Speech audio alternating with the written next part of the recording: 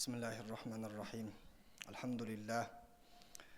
Alhamdulillahi wahdah. Wassalatu wassalamu ala man la nabiyya ba'dahu amma ba'd. Allah Ta'alaga çeksiz maqtalar bolsun. Süyüklü Peygamberimiz Muhammed sallallahu aleyhi ve sellem'e Allah Ta'ala'nın rahmeti jana salamı bolsun. Peygamberimiz sallallahu aleyhi ve sellem berekeli hadisinde aytat: "Men batta bihi amaluhu lam yusri' bihi nasabuhu." Qaysil insanın jaman işleri, jaman kılıkları Allah Ta'aladan alıstatsa, abroylu uğrudan borusu kayradan Allah Ta'ala'nın mehrimini jakındata albayt deydi. Demek insan Allah Ta'alaga jakşı işleri menen kadırlı bolup, darajalı bolup, süykümlü bolup eken. Al эми günөө işleri menen, jaman işleri menen, jaman sıfatlar menen adam balası Allah Ta'aladan alыстайт экен. Allah Subhanahu wa Ta'alaga ötө jakындата турган, ыйманды толуктай турган, кулк мүнөздү, адеп ахлакты оңдой турган бир улуу амал бар.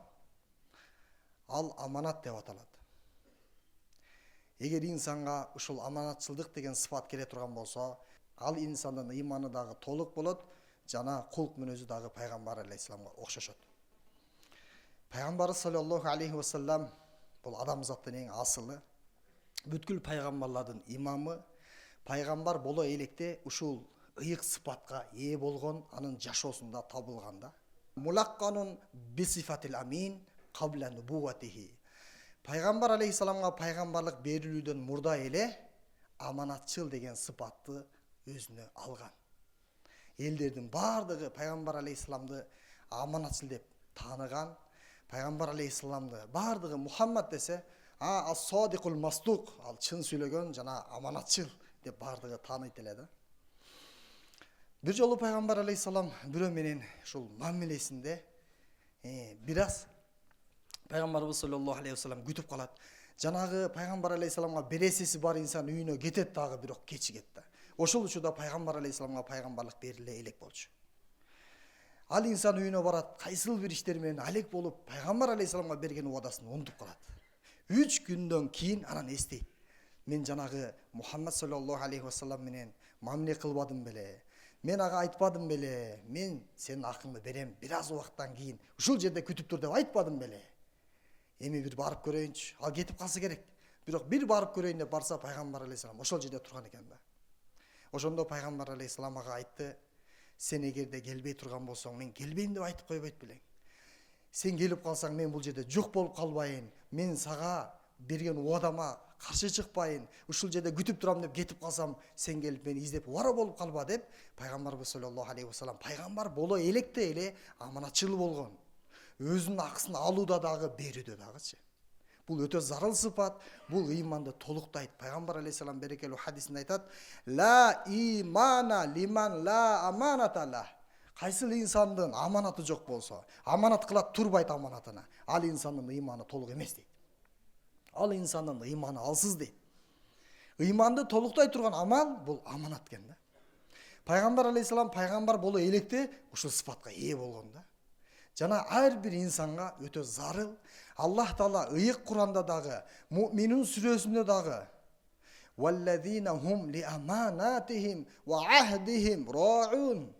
Мен ыймандуу пенделерим бар, алар өздөрүнүн аманаттарына бекем, өздөрүнүн уадаларына бекем деп Аллах Таала мактап койгон. Инналлаха я'мурукум ан туаддул аманати ила ахлиха. Аллах Таала айтат: "Мен силерге өкүм берем, буйрук берем. Кимден аманат алган болсоңор, кимге аманат берген болсоңор, ошону туура аткаргыла. Өз ээлерине аманатты кайтарып бергиле" дейт. Ва ида хакамтум байнан нас. Эгерде силер адамдардын ортосунда сот болсоңор, чечим болсоңор, калыс болсоңор, анда силер адилеттүү калыс болгула дейт. Эки адамдын ортосундагы, эки урунун, эки мамлекеттин ортосундагы сен адилеттүүсүңбү? Күнөөкөр менен, залым менен, зулум чеккен инсандын ортосунда сен ошол өкүм чыгаруучу сотсуңбу же кимсиң? Анда аманатчылдык мамиле кылыш керек экен да. Эгерде сиз менен биз кыянат кылга турган болсок, кандай өзүбүзгө зыян экен. Пайгамбарыбыз саллаллаху алейхи ва саллям айтат: "Сен кимге аманат уада кылган болсоң, анда ошол аманатты аткар" дейт. Вала тахун ман ханака. Эми бирөө кыянат кылган болсо сен дагы кыянат кылбага теңелип дейт. Бир адам сизди алдады. Бир адам сизге кыянат кылды. Мен муну кыянат кылсам болот, себеби бул мени кыянат кылып алдап кеткен деп туруп сиз аны бир момент келгенде аны дагы алдасаңыз болбойт экен. Жамандыкка жамандык менен жооп берүү бул ыймандуунун сыфаты эмес. Сизге кыянат кылса дагы бирок сиз бирөөнүн малына кыянат кылбаңыз. Эми аманат деген бул кенен тема да, бул чоң бир мазмун. Бир сөз менен муну түшүндүрө албайбыз. Элдер аманат десең ойлойт, акча аманат депчи. Карз аманат. Бул аманаттын бөлүктөрү. Аманат сиздин жашооңуз аманат. Сиздин динеңиз аманат.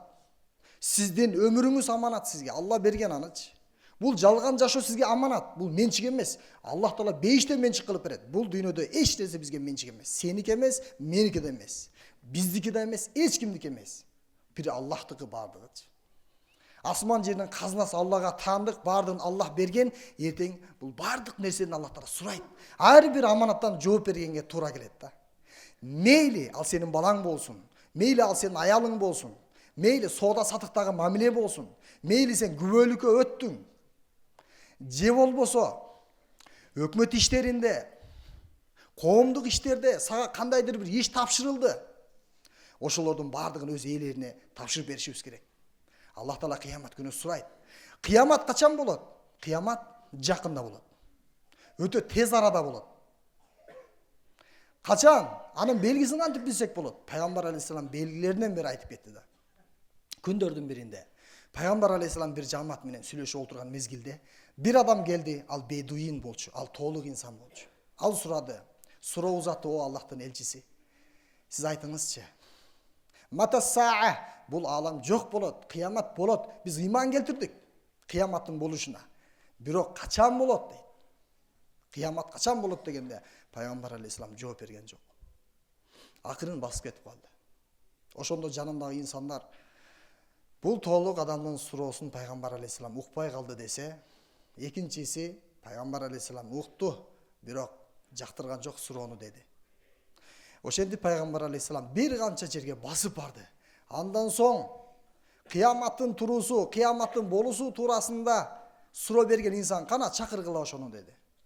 Жанагы адам чакырылып келди. Ошондо Пайгамбар алейхисаламга: "Мен сизге суроо бердим эле, кыямат качан болот деп. Качан болот кыямат?" дегенде, "Ида дуйятил амана фантазир саа."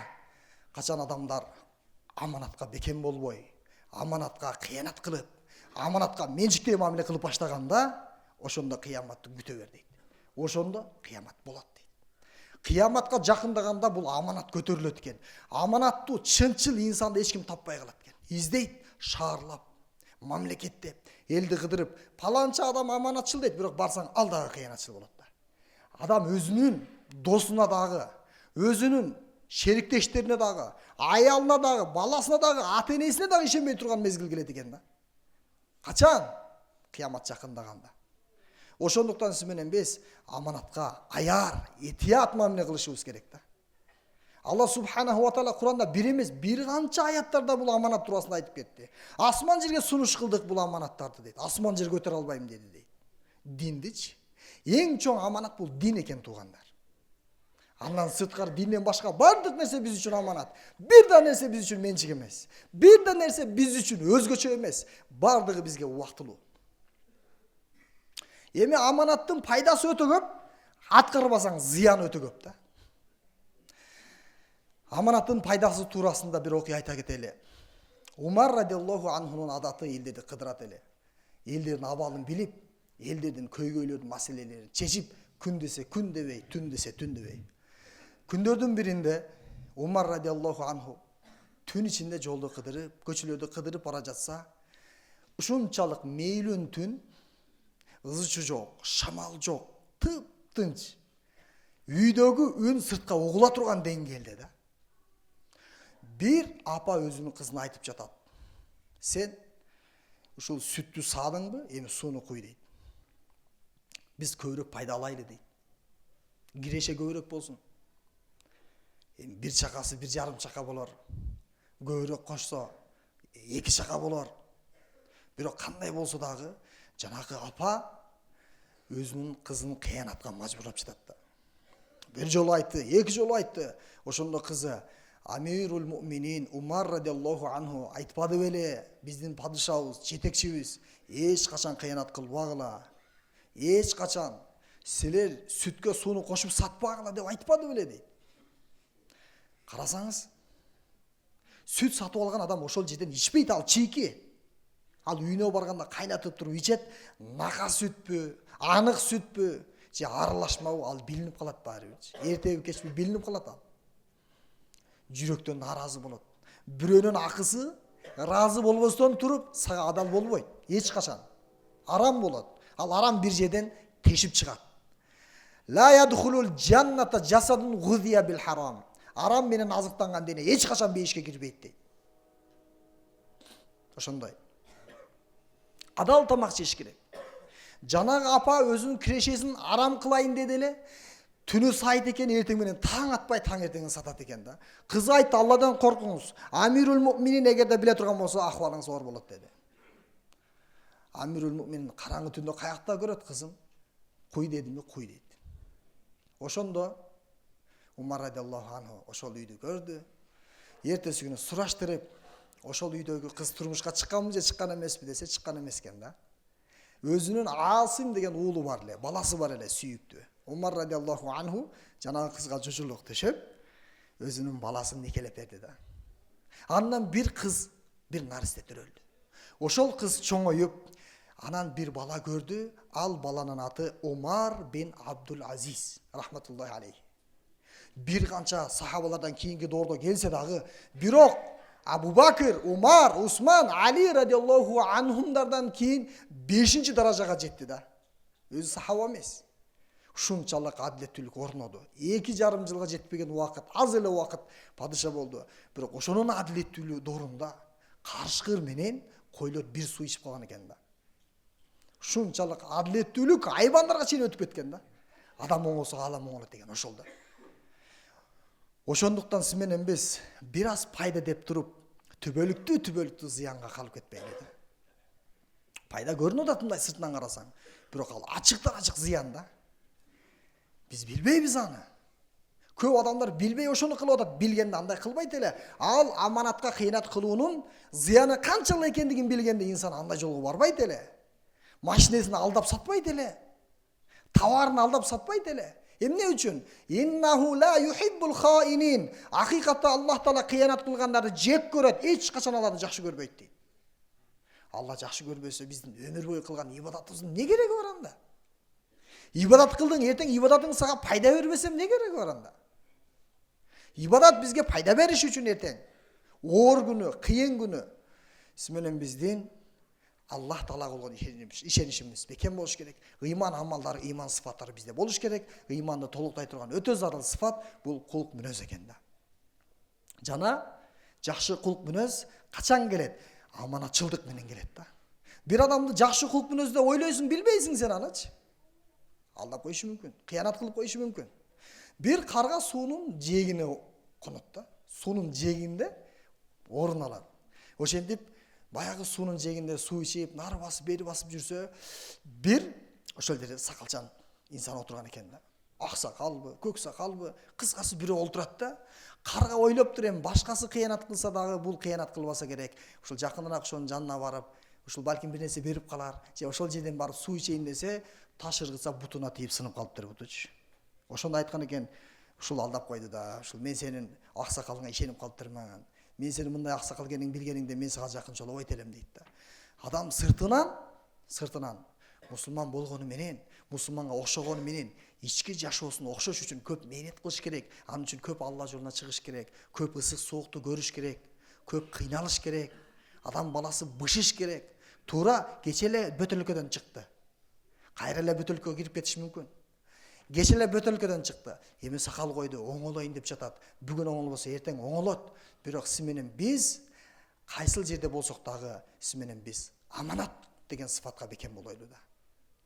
Алла субханаху ва таалага бул өтө жакындата турган, өтө жакшы амал бул. Аманатчылдык бул Аллах Тааланын алдында өтө баалана турган нерсе да. Ибн Аббас радиаллаху анхума жана көп сахабалардан ушул аманаттын пайдасы туурасында айтылып кеткен. Сиз менен биз кайда болсок дагы аманатчыл болойлу. Эч качан бирөөнү алдабайлы, эч качан бирөөнүн көңүлүн ортпайлы. Өзгөчө бул араласа бересе маселеде өтө көп болот бул кыянатчы. Өтө көп болот. Пайгамбар алейхисалам базарга барды. Базарды кыдырып, элдердин абалын билейин деп, элдердин соода сатыгы жашоосу кандай болуп атат деп базарга барды эле, бир адам буудай сатып жатыптыр. Пайгамбар алейхисалам колун салып туруп ичиндегисин чыгарса, суу нымдуу, кургак жеңил болот, суу оор болот. Ошондо ээсин чакырып, эмне үчүн бул жерге суу куюп койдуң?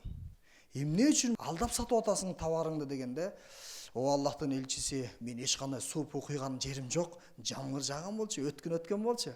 Ошондо нымдашып калыптыр дейт. Пайгамбар алейхисалам анын жалган айтып жатканын билди. Түшүндү пайгамбар алейхисалам. Пайгамбарлык илим бар, пайгамбарлык көрөгөчтүк бар. Пайгамбарыбыз саллаллаху алейхи вассалам жамгыр жаса астынан жабайт да. Жамгыр жаган болсо үстүнөн жайт, үстү суу болот. Пайгамбарыбыз саллаллаху алейхи вассалам ошол жерде алдаганын, ошол учурда жамгыр жабагандыгын билди дагы. Пайгамбарыбыз саллаллаху алейхи вассалам лайса минна ман гошшана, ким бизди алдаса, ким үммөттү алдаса, элди коомду алдаса, ал бизден эмес деди. Ал бизге эргешүүчү эмес деди. Ал бизден эмес дейт. Толук ыймандуу эмес дейт. Ошондуктан сиз менен биз өзгөчө аласа бересе маселеде өзгөчө көңүл бурайлы. Мөмө жемиш сатасың кедечи.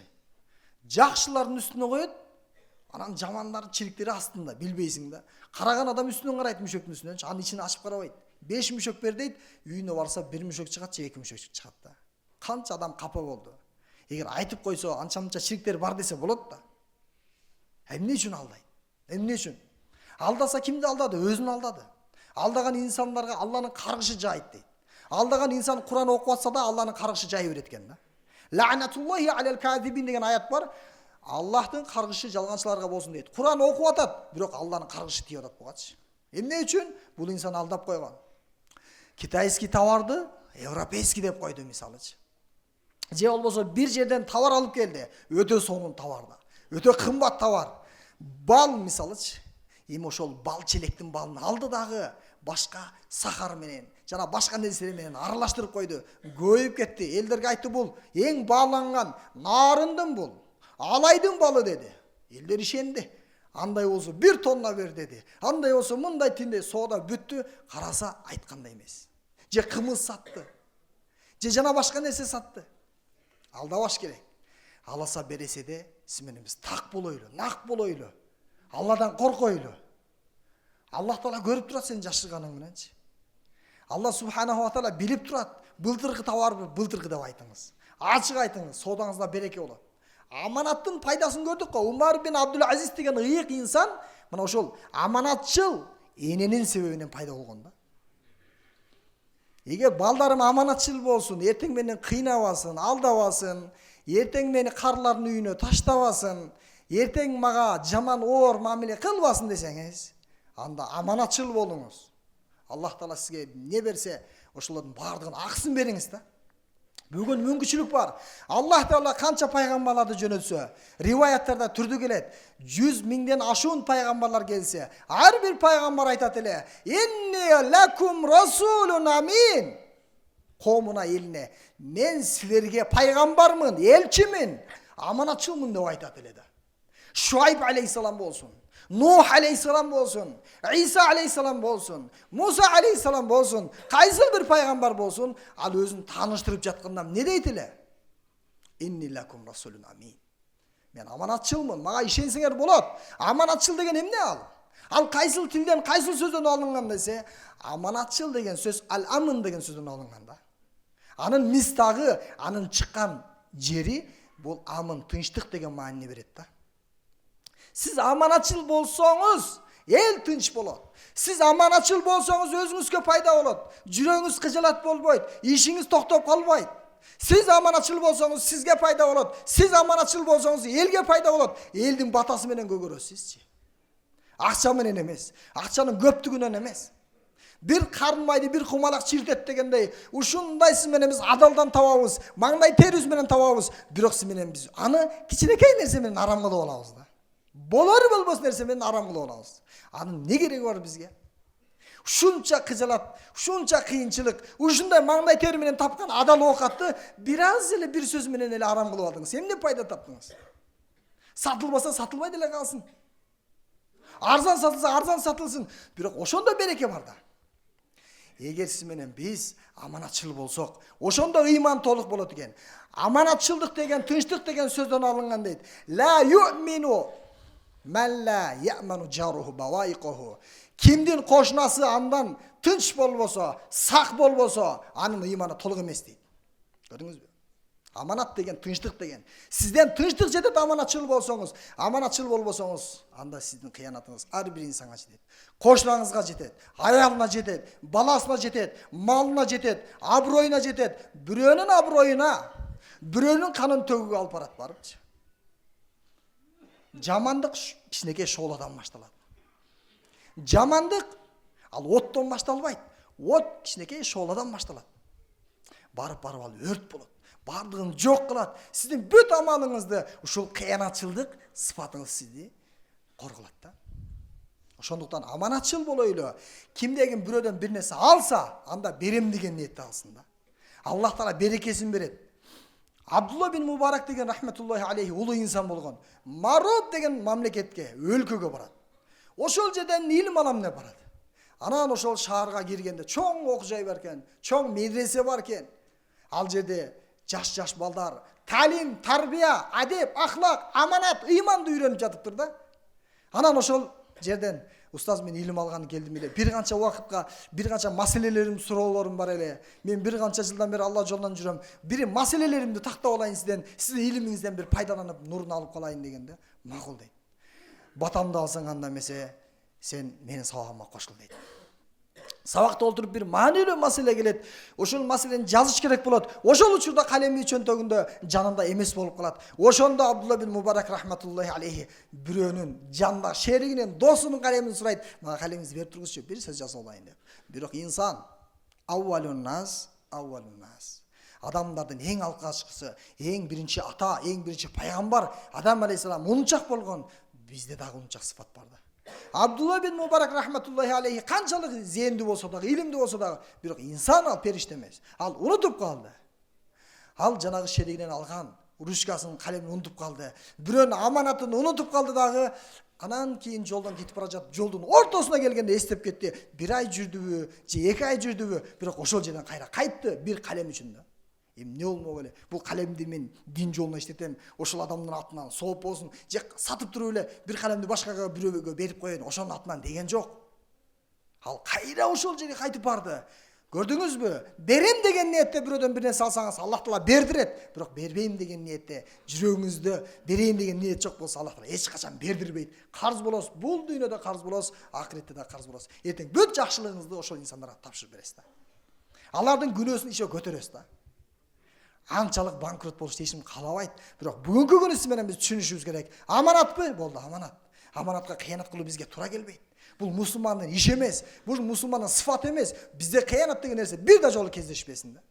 Буга чейин кездешкен болсо ошону тазалайлы, ээсине алып барып берейли, ээсин ыраазы кылайлы, жок болсо анын атынан садака кылайлы, бирөөнүн акысы бизде кетип калбасын. Эртең бейиштеги даражабыз түшүп кетпесин. Эртең түбөлүктүү Алланын белектеринен, сыйлыктарынан кур калып калбайлы. Ошондуктан бул пайгамбар алейхиссаламдын сыфаты, Аллах Таала ыймандуулардын сыфаты дагы, алар аманатка бекем болот. Алар аманаттарын аткарышат дейт. Куран аяттарында, хадистерде айтып жатат. Пайгамбарыбыз саллаллаху алейхи ва саллям бир хадисинде айтты: "Сен бирөөгө аманат берген болсоң, анда ушул аманатты аткарып бер" дейт. Сен бирөөдүн аманатын алган болсоң, сен анын аманатын кайрадан кайтарып бер дейт. Эмнеге? Эгер кайтарбай койсоң эмне болот? Чоң күнөө болот. Чоң күнөө болуу менен биргеликте ал инсандын ыймандан чыгып кетиш коркунучу бар экен да. Ал инсан мусулман эмес болуп, кыямат күнү мунафыктардын, капырлардын катарында тирилип калышы мүмкүн экен. Себеби пайгамбар алейхиссалам айтат: "Мен силерге айтайынбы, эки жүздүүнүн белгисин" дейт. Эки жүздүү инсан өзүн мусулман көргөзөт, ыйманды көргөзөт, бирок алдайт. Элдер анын ыймандуу экендигине, мусулман экендигине ишенип калат. Бирок бул мусулман дейм, бул алдабасы керек. Ушул досум да деп кээде досу да алдап кетет да. Эң жакшы көргөндү алдап кетет. Ал билбейт ал учурда. Кийин анын баягы маскасы ачылганда, кийин анын ким экендиги билингенде кеч болуп калат. Өмүр бою чуркап аркасынан эч бир өзүнүн акысын ала албай, өмүр бою нааразы болот да. Ошондуктан сиз менен биз бирөөнү нааразы кылбашыбыз керек. Бирөөнүн акысын сиз менен биз беришибиз керек. Эгерде 3 сыфат табылса, ал адам мунафыктын белгиси табылды дейт. Иза хаддаса казаба, сүйлөдү, жалган сүйлөдү.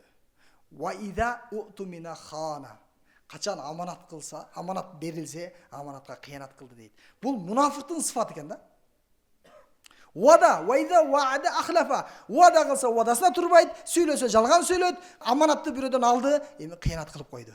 Бир адам сизге бир оюн таштады, коюн таштады сизге, аманат кылып 100 коюн тапшырды. Бирок сиз бардыңызда жайлоого, күзүндө алып келдиңиз. 100 койдун ичинен чоң-чоң эмелерди, козуларды алмаштырып койдуңуз. Эмне болду?